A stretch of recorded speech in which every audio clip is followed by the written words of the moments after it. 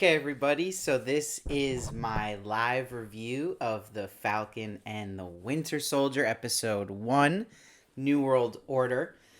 So, this episode was interesting because it opened with a huge action piece, the first 10 minutes with Falcon, which I thought was spectacular. And while I was watching it, I was just thinking, like, what a time to be alive that we're watching shows now that are movie quality, movie level of budget, and movie level of action. So, I thought that was really cool, and to really show you that with WandaVision, we can kind of get into our characters' heads really well and build up mystery and learn more about characters from the MCU.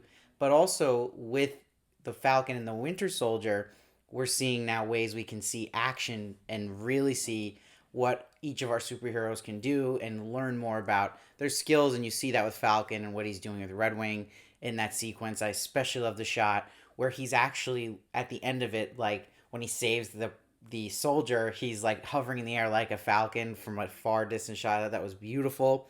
And then what's we get our surprise appearance here with Don Cheadle as War Machine, and you see though that they really are hammering home now from the line from Endgame, where he is not feeling like it's this shield, and you see they're staying away from it for Sam Wilson, and it's interesting because that's what's trying to make you kind of question where this is going to go, because it's setting up for the big reveal at the end of the episode that there is someone else now who's going to take that shield that was supposed to be in a museum, and they're the new Captain America. So it's this theme that's setting up for Sam Wilson this season of, is he going to take on this pressure of filling those shoes, or is it a different time? And I think what's interesting is the lines he says here. He's like, we need heroes one suited for the times we're in, and that we honor Steve's legacy but look to the future. And I think that's exactly the show talking to you what their goal is that they're going to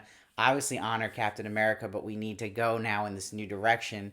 And why obviously the MCU chose Sam Wilson to be the next Captain America and not Bucky Barnes is because Bucky Barnes is this older guy. He's 106 years old. So you're seeing Sam Wilson's like this hopeful, fresh thing that kind of comes from reminding you what Captain America always believed in values for country, right? And that Sam Wilson embodies that, but it's more of it's going to be a new version now and more with the times, which I think really works well. But what worries me about this episode from the start is that it reminds me of the MCU, not MCU, sorry, Marvel shows that were on Netflix a bit, because what happened with a lot of those shows is the A plot's always really good, but then when they get to like the real world stuff, that's the B plot and building characters, sometimes it can be really just not great and not unique or not very interesting.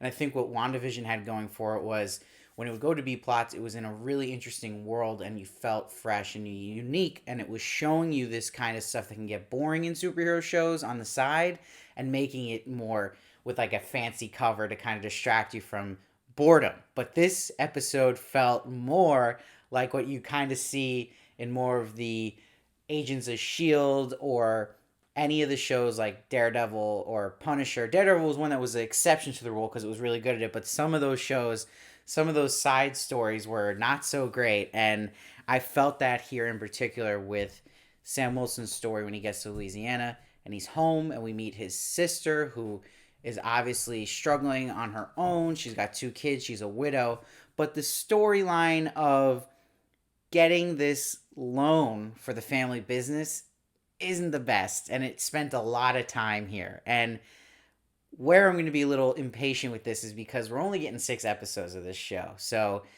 I can't afford to just give us something so dull for so much of the runtime. And I felt like I was surprised how much they showed this story with Alone in 1 episode because, again, it was not very interesting. I get what they're doing because, again, they're going to try to give us now a little more into Sam's backstory, bring him down to humanity and what he's been missing with his family and that responsibility. But again, not the most interesting. So you look on the other side of it and we go to Brooklyn with Bucky. I did really like the nightmare sequence. I thought it was cool how they plotted out the reveal that this man we meet, this old man, Yuri, who he's hanging out with, makes sense. Old men hanging out together.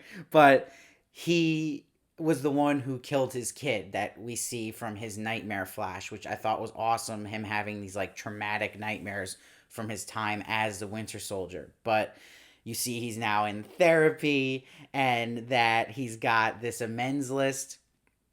And I think that stuff is interesting, but at the end of the day, the setting he's in, hanging out with this guy Yuri, and then doing this dating scene, I thought it would have been more unique and more interesting. And for some reason, it was just kind of flat as well. So that's where I was just like, okay, MCU's known for trying to break barriers recently and be different. And this felt not as different as what WandaVision was doing, because there are still so many superhero shows that have happened. And this felt like it was kind of checking off the boxes and just being like that, where it's like really exciting action piece, good action, but you're getting these kind of boring B plots that should be stronger. And, you know, it's interesting because they introduced this gang now that is the Flag Smashers, right? So they believe the world was better during the blip, which was cool.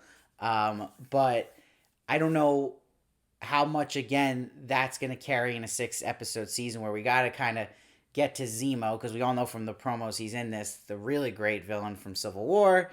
We got to get to that quickly. I hope we get to him next episode. We didn't even see Sarah Carter here, but I mean, the Flag Smashers things is interesting. But again, it still feels like something we've seen so many times and not the most exciting thing. The most exciting thing to happen at the end was seeing this person who's like the new Captain America.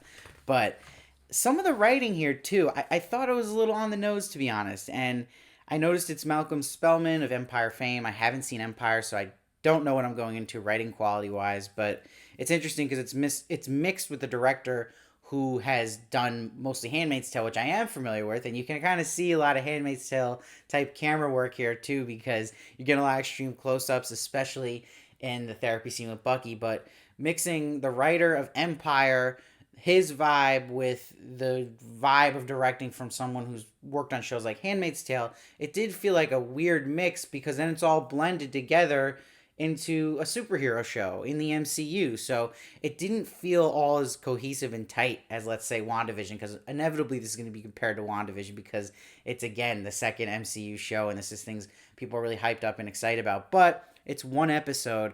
But I would say that for one episode in a premiere, it was a letdown, and it didn't really hook me to want to watch more. I'm not like, yeah, like, what's going to happen next with Bucky and Sam? Like, Bucky and Sam are characters we didn't know much about, and we're excited because we want to know about it, but I felt a little now less excited because I wasn't that interested in what we were learning about them. So, and I'm wondering, too, how long it will take them to get together. I'm sure they'll get together next episode, again, because it's such a short season.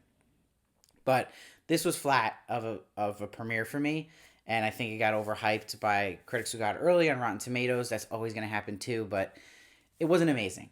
And it was definitely, I would say, a 7.4, but I think there's still a high ceiling here, again, because you have Anthony Mackie, Sebastian Stan, and you got this huge budget, and I'm sure there's going to be more great action. I just hope that they don't get stuck in cutting these episodes that seem like, again, they're going to do the same thing WandaVision did, where it says it's 50 minutes, but it's really 40 minutes because the credits are so long. But I just hope it doesn't get bogged down in these B plots, because so far, the way they're setting them up, they're not very interesting. But I do think it's interesting stuff with Anthony Mackie, and they're clearly going to go into more political stuff and just being an African American. And is he going to be this new Captain America in the America we're in today? And how is he going to see it differently? So I think that's going to be interesting. And again, him rejecting the shield, and then if he's going to take it on, if we're going to get a new suit for Falcon that's like Captain America, that'd be really cool.